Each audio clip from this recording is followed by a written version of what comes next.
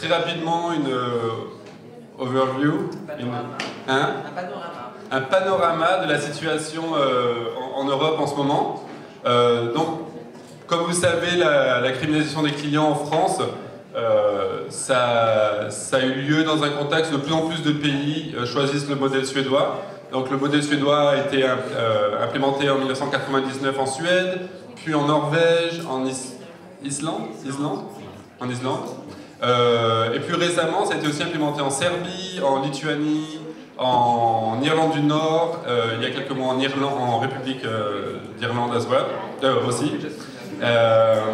Mais dans beaucoup de pays, en fait, comme en France, c'est une fausse. Vous savez, ils disent oui, on criminalise les clients, mais du coup, on décriminalise ces pauvres prostituées. Et en fait, dans de nombreux pays, ils ont quand même gardé toutes les lois qui criminalisent les travailleurs du sexe elles-mêmes, comme en Serbie, par exemple, où en Serbie, les travailleurs du sexe étaient criminalisés.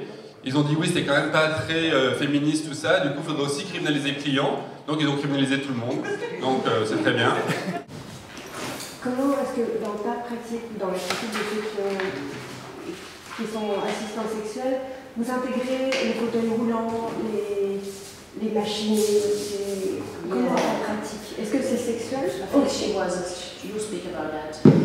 Je ne sais pas si le terme protection sociale parle à tous, mais en tout cas l'idée était de mettre en place un contrat collectif qui nous permet à nous, travailleurs du sexe, d'avoir de meilleurs remboursements de médicaments, c'est ce qu'on appelle la mutuelle, et aussi d'avoir un revenu de complément quand on est gravement malade. Qu'est-ce que ça veut dire d'être travailleur? Quand on n'est plus dans le marché légal, officiel, réglementé du travail. Et moi, ma définition, c'est simplement appartenir à la classe des travailleurs. Et ça veut dire qu'on ne possède pas les moyens de production, on ne possède pas de capital, on n'est pas propriétaire, on n'a que notre force de travail pour vivre. Et si on reste sur cette définition-là, du coup, on peut considérer qu'on est tous des travailleurs et des travailleuses.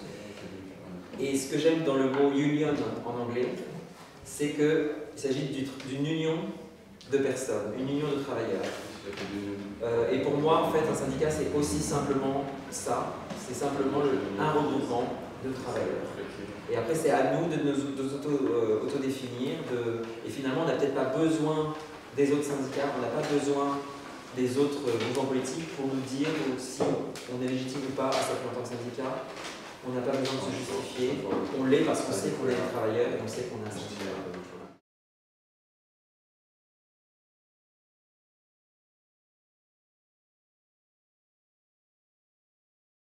Finalement, cette expérience-là, à moindre échelle, sur juste trois courts-métrages, on se rend compte finalement que à la fois les approches, les discours, les stratégies de représentation sont très différentes quand on est à la fois sex worker et à la fois artiste, et notamment artiste visuel ou artiste vivant comme les performances qu'on pourra voir demain soir. Ça nous intéresse particulièrement en fait de confronter ces regards dans finalement un point commun qui est unique et qui est aussi assez marginal, il faut le dire, à la fois en tant qu'artiste et à la fois en tant que sex worker.